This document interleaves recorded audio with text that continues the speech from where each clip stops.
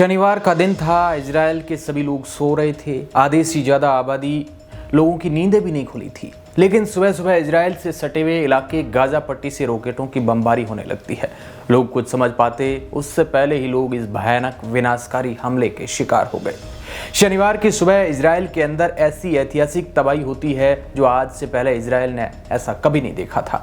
करीब 20 मिनट के अंदर 5000 से ज्यादा रॉकेटों को इजराइल पर दाग दिया गया और यह हमला किया था फिलिस्तीन के चरमपंथी संगठन हमास ने। इस भयानक हमले में अब तक इजराइल के अंदर 300 से 400 लोग मारे जा चुके हैं और सैकड़ों लोग बुरी तरह से घायल हैं।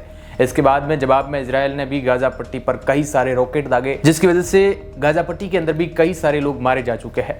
अब तक इजराइल के अंदर घायलों की संख्या 3500 के आंकड़े को पार कर गई है। जब ये हमला हुआ उस समय भी हमास की तरफ से ये दावा किया गया कि उसने इजराइल के कई सैनिकों को बंदी बना रखा है। इस हमले के बाद शनिवार और रविवार के दिन भी लगातार हमले जारी रहे। इजराइल हमास के लड़ाकों को आतंकी करार देता है। हमास के इन आतंकवादियों ने इस ऑपरेशन को अल अक्सा फ्लड नाम दिया है, इजराइल के खिलाफ जो ऑपरेशन शुरू किया है।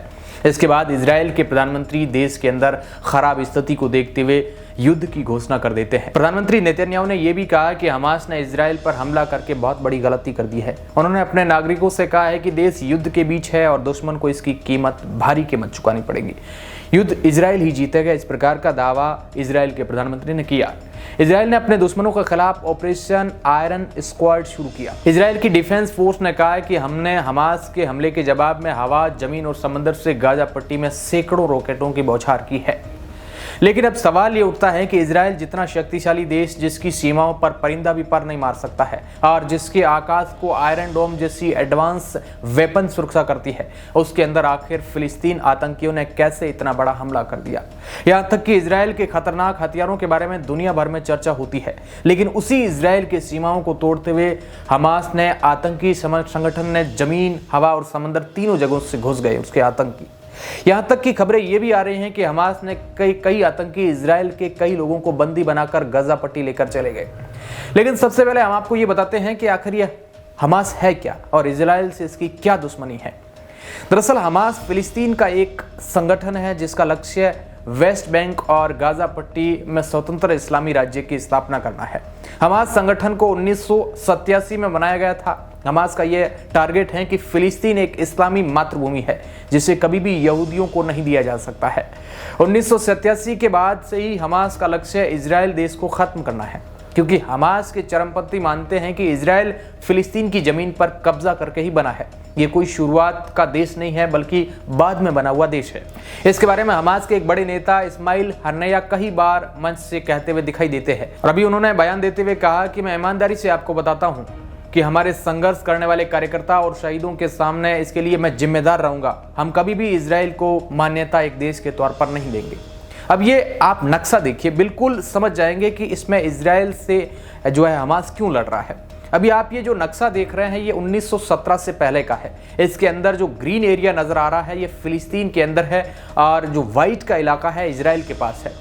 इसमें आपको केवल और केवल फिलिस्तीन ही नजर आ रहा है इस नक्शे के अंदर। इसके बाद 1947 में जब इजराइल आजाद हुआ उस समय इसके नक्शे में बदलाव आया और फिलिस्तीन कुछ इतना रह गया। इसके बाद 1967 के बाद नक्शा आप देखिए जिसमें एक युद्ध के बाद फिलिस्तीन केवल इतना सा रह गया, यानी हर टाइम के बाद फिलिस्तीन घटता गया।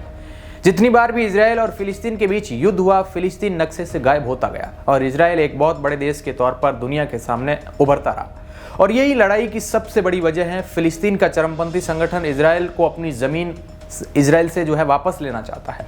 किसी भी हालत में अपने पूर्वजों की जमीन पर यहूदी लोगों का कब्जा बर्दाश्त नहीं कर रहा है। हमास ये दावा करता है कि जहां आज इजराइल मौजूद है वह फिलिस्तीन की मातृभूमि है, जबकि इजराइल इस बात को कहता है कि यहूदियों की यह जन्मभूमि है। और जब इस बात को हमास के शीर्ष नेता इस्माइल हन्नैया कई बार मंचों से भी उन्होंने ये कह चुके हैं कि हम इजराइल को किसी भी तौर पर, किसी भी कीमत पर एक देश के तौर पर मान्यता नहीं देने वाले हैं। ये हमारे पूर्वजों की ऐतिहासिक जमीन है जो हम छोड़ने वाले नहीं हैं। फिलहाल फिलिस्तीन की भूमि भी दो भागों में बटी हुई है। फिलिस्तीन के अंदर दो प्रकार की सरकारें चल रही है। एक सरकार जो इजराइल को छूट देती है, जबकि दूसरी सरकार हमास के दबाव में जो इजराइल के साथ किसी भी कीमत पर किसी भी प्रकार की शांति वार्ता करने को तैयार नहीं है। इजराइल और हमास के बीच कई बार युद्ध हो चुके हैं। हमास की हमेशा ही ये रणनीति रहती है कि ये बार बार इजराइल के नागरिकों और वहाँ की जो सेना है उस पर हमला करता रहता है। कई बार हमला बदलने लेने के लिए इजराइल के अंदर आत्मघाती भी हमास ने हमले किए हैं और इस बार भी हमास ने रणनीति बनाते हुए शनिवार को सुबह 5000 से ज्यादा रॉकेट इजराइल के ऊपर दाग दिए। इसका पलटवार करते हुए इजराइल ने गाजा पट्टी के ऊपर कई सारे रॉकेटों से हमला किया, जिसकी वजह से न सिर्फ इजराइल के बल्कि गाजा पट्टी के भी कई इलाके जो है मलबे में तब्दील हो गए। गाजा पट्टी में अब तक 200-250 से ज्यादा लोग मारे जा चुके हैं। इजराइल ने रॉकेटों के जरिए हमास के 4 मुख्यालय और 17 ठिकानों पर हमला किया। इजराइल ने भी हमास की तरह उसे वापस हवा, जमीन और समंदर तीनों जगह से गाजा पट्टी पर हमले किए हैं। इजराइल गाजा पट्टी के अंदर ऐसे कई इलाकों को निशाना बना रहा है जहां पर अंदेशा है कि वहां पर हमास के आतंकी छुपे हुए हैं। इजराइल की एयरफोर्स ने हमास के खिलाफ बहुत बड़े स्तर पर मोर्चा संभाल लिया है। लेकिन अब सवाल ये उठता है कि जिस इजराइल से थर थर कांपते हैं इस्लामिक स्टेट के आतंकी, उस पर आखिर हमास ने कैसे हमला कर दिया? अचानक हमास के आतंकियों ने इजराइल पर सैकड़ों रॉकेट से धावा कैसे बोल दिया? आखिर इजराइल की खुफिया एजेंसी कहां से उसकी चूक हो गई कि इतनी बड़े स्तर पर इजराइल पर हमला हो गया? और इजराइल की खुफिया एजेंसी को काफ़ी एडवांस माना जाता है, जो बाहर के देशों में भी अगर उसका आतंकी है तो उसे मार गिराने में वो सक्षम है।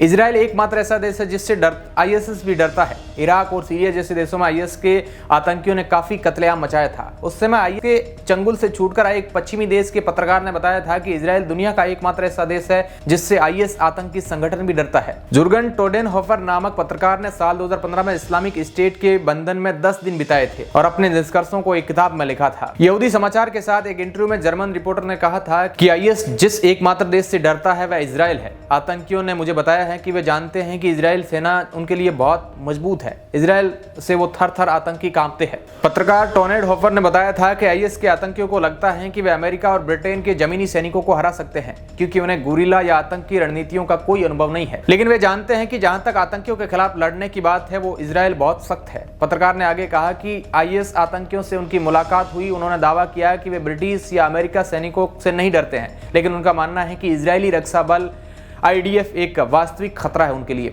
हालांकि आईएस ने अपने प्रोपेगेंडा वीडियो में इजराइल और यहूदी लोगों के खिलाफ कई धमकियां भी दी थी और यहूदी धर्म को खत्म करने की कसम तक खा ली थी। लेकिन इजराइल की धमकी के आगे आतंकियों की एक न चली। लेकिन इजराइल की खुफिया एजेंसी में क्या चूक हुई? ऐसे में अब इजराइल से कमजोर माने जाने वाले हमास ने अचानक ताबड़तोड़ हमले कर दिए, तो सवाल उठने लगे कि आखिर ऐसा कैसे संभव हो पाया? क्या खुफिया एजेंसियों से चूक हुई? इजराइल की खुफिया एजेंसी मोसाद को भी दुनिया भर में काफी बड़ा नाम है उसका, और माना जाता है कि भले ही हमलावर किसी भी कोने में छिपा बैठा हो, मोसाद उसे ढूंढकर खत्म कर देती है।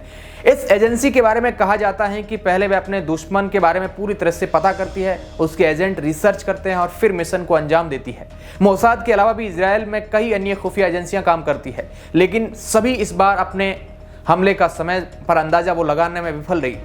हमास के हमले के बाद इजरायली राजनीतिक विश्लेषकों ने योजना और समन्वय के स्तर पर हमास हमले का अनुभव लगाने में विफलता पर सरकार की आलोचना की है। अब आप इसके बारे में क्या सोचते हैं? इसमें किसकी गलती है? आप किसके साथ खड़े हैं? भारत सरकार ने इजराइल के ऊपर हमले को लेकर काफी चिंता जताई और इजराइल के साथ भारत खड़ा हुआ है, और बाकी देश भी इजराइल की इस समस्या को लेकर काफी चिंतित है। लेकिन इस्लामिक स्टेट के अंदर इजराइल को इतना ज्यादा तवज्जो नहीं दिया जा रहा। बाकी इस पर क्या अपडेट आती है हम आप तक पहुंचाते रहेंगे। धन्यवाद।